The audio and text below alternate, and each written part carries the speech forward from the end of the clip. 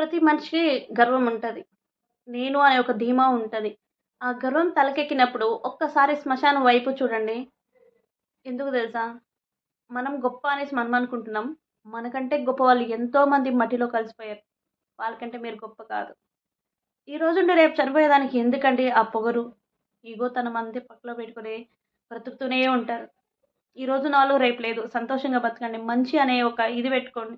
మనం చనిపోయిన తర్వాత అయ్యో! వాడు పోయాడు. వాడికంత గర్వం, వాడికి పొగరు అనేసి తిట్టుకునే దానికంటే, అయ్యో! వాళ్ళు మంచోళ్ళు, మంచి అని తోడు తెచ్చుకొని వెళ్ళడమే మంచిది గదా!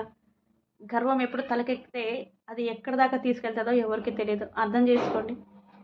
ఉన్న లైఫ్‌ని హ్యాపీగా లీడ్ చేయండి. సంతోషంగా ఉండండి. మంచి అనిపించుకోండి. దేనికో ఒకదానికి ఆశపడి ఇలా మాట్లాడో, లేకపోతే ఎలాగ పడితే అలా బిహేవ్ చేస్తే మీకంటే ఇంకా మూగజీవాలే నయం అనేసి అనుకుంటాను నేను. అన్నీ ఉన్న మనమే ఇలా బిహేవ్ చేస్తుంటే, గొప్ప వాళ్ళంతా అలా బిహేవ్ చేయరు. కామ్‌గా ఎళ్ళిపోతూ ఉంటారు. ఒక్కసారి ఆలోచించండి. మీరేమంటారు? కామెంట్ చేయండి.